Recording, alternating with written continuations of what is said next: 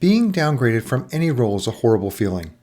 While there's no positive spin to make this better, there are rules to protect you, and knowing these rules in advance can help make sure that you're not taken advantage of in a stressful moment. As a federal employee, you have rules that last for years, and the impact could be huge. In this video, we're going to discuss the rules around reassigning federal employees. We're going to discuss the different benefits that you may have if being downgraded. We're also going to be talking about severance pay and what you should be looking at as far as making the decision if you're downgraded. And finally, we're going to look at some critical action items that you should be taking advantage of today. Welcome, I'm Ed Smith, President of Valor Wealth Partners, where we're dedicated to educating federal employees on your complex and often underutilized benefits. When I was looking at the topics of downgrades and transfer of functions, we decided to split this up because both topics are very technical and there's a lot of information we want to share. The transfer of function will be a lot longer video, and this one hopefully is a little bit shorter, but we want to be able to make sure we gave enough information on both of them so you can be looking at this. When we're talking about all this technical information, we just want to be able to share and let you know that while we're doing our best to make sure that we give you as much information as we possibly can, there's no way that we can talk about every little detail in all of these programs. So I know some people have asked for more detail. It's just very impossible to be able to do it because there's so many different scenarios facing so many different factions. When we're looking at these details, sometimes we get it a little bit wrong. And that's because while there are rules and regulations and codes that cover all of these things, sometimes those codes and regulations are actually counter or contradictory to what's actually being done in process. Take, for example, in our video in severance pay, we talked about basic pay. And OPM defines it one way, but on the LESs for DOD, they specifically say basic pay on there, and it is different than the definition of OPM. So we want to be able to make sure that you're looking at the information in a general context. Any sort of information that you're getting, if it's from us, from another source, or hopefully not the water cooler, you're verifying this information and you're looking at it. And when we do something and you feel it's not right, please, we welcome the comments that come and challenge us on these different areas. We will do further research, and if we're wrong, we will admit, hey, you know what, this is where this clarification came, or this is why we said this. Please check into this a little bit more. But we actually do like it when you challenge us because it makes us and everybody else better, and we all learn from each other on these things. The code for federal employees and employee benefits is huge, and sometimes it's just a little bit overwhelming. So again, thank you for helping us to be better, and hopefully the clarification that we made on the severance pay video was helpful to everybody as we try to make sure that we get the best information out there for you. So thank you. Let's dig into the downgrade, and first we're going to talk about reassigning. And the question, can the agency reassign me? And the simple answer is yes. But it's a little bit technical, so we want to be able to look at where this is and how this falls in. I'm going to read a lot of information today, so if I'm not looking directly at the camera, it's because I'm trying to make sure I'm getting the verbiage right on what we talk about in these different areas. Okay? All right, so the agency's right to reassign employees. The agency has the right to avoid a RIF action by simply reassigning an employee to a vacant position at the same grade or pay without the regard to the employee's rights under the RIF regulations. All right, so not a downgrade, but shifting you at the same level. But again, it could be a downgrade if they're giving you the same pay. Okay, the vacant position may be, again, may, not must be, but may be in the same or a different classification series, in the same line of work and or geographic location. So you do have different rules that are really saying that if they do reassign you, there's certain rules that protect you to make sure that it's not way outside of the spectrum of what you do, but there is still a lot of latitude that makes it that they can make a lot of changes and make something very uncomfortable for somebody in a different place. Okay. Now, while they have the right to reassign you, an agency is not required to reassign you. So even though they have vacancy positions, doesn't mean they have to fill them. They can fill some of them, all of them, or none of them. It's up to the agency's choice about what they do with vacant positions. So whoever's running it, and if they feel that they want to fill those spots, they can, but it's not a requirement that they do. So that's something that I thought was very interesting, that while they can, they don't have to. Now let's dig into the benefits for downgraded employees. And please, I'm not saying this is a positive. I'm just saying this is some of the protections that on the benefits that you have. So let's look at the grade and pay retention. All right, so if you are placed in a lower grade position through RIF procedures, you will be entitled to retain the higher grade for 2 years if you completed at least 52 consecutive weeks at the higher grade.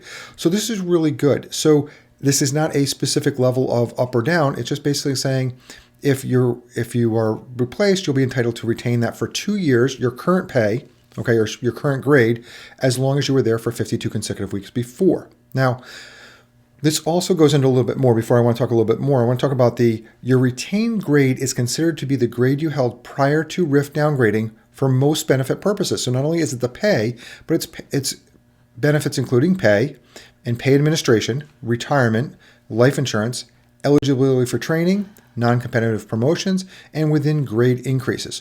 So there's a lot of stuff that the grade keeps at that same level for 2 years, even if you have a downgraded position.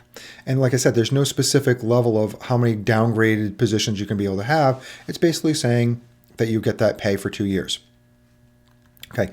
Now, however, your retained grade for this RIF cannot be used as your retained grade for future RIF competition.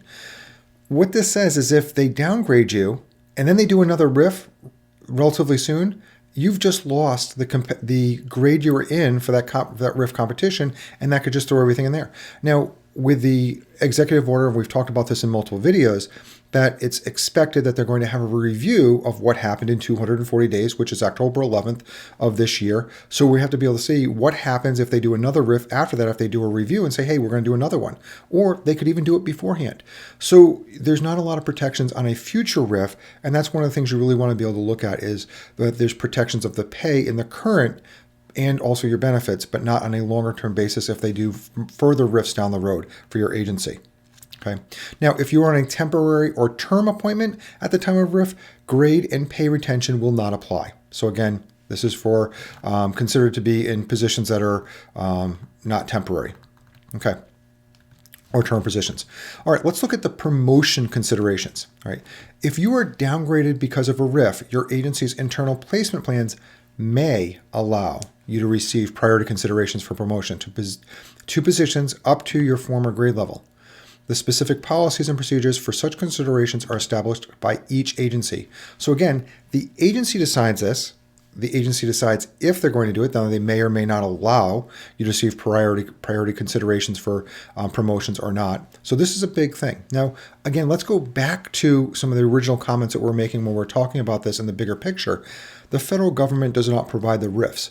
The individual agencies provide the RIFs, so you have to look at what your agency says in that specific RIF and also what the guidelines for re-promotion consideration may be.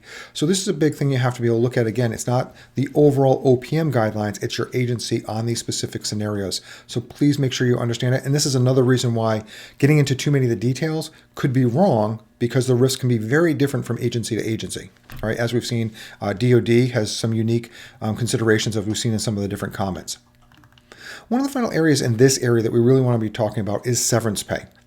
Now, what we already talked about before, one of the benefits, if you're downgraded, you keep your pay for 2 years at your current grade and the benefits. I want to go back to the severance pay and the eligibility. All right.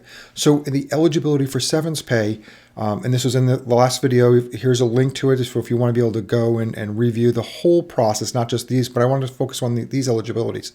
You have refused an offer of a position that is in the same commuting area, in the same agency, and no more than 2 grades below your current grade level. So this is really important. The 2 grades is the important key for severance pay. Now, in the original, when we're talking about the definitions of the benefits, you would keep your grade no matter how many grades level below you actually went. But in the severance, it's 2. So now you come to a question. If you're downgraded more than 2 grades, do you take the severance pay, or you take your current grade for 2 years with the benefits and pay? Now, while you have this, again, another RIF could affect that drastically. So there's not something that's saying you're ultimately are going to still be in that scenario. So it's taking a little bit of chance if you're staying. I don't know what's best for you. Only you do. So you have to be able to look at this. We're trying to provide some information to make you challenge and question what's best for you and try to figure out where you need to be able to go for this information. But that's something that I really thought was very interesting when we're looking at the severance pay, is that the 2 grades is the key when you're looking at if you deny a downgrade that's less than 1 or 2, then you're going to give up your severance pay. But if it's below 2, then you could have a choice. Do you get your severance pay or there? Again, making sure you follow all the other rules. And again, watch that video if you want a little bit more information on that, because it was a very in-depth video on that. on that topic. All right, I want to talk about immediate actions. And again, the first two are always the same in this series of videos. It's copy your entire electronic official personnel folder, your EOPF.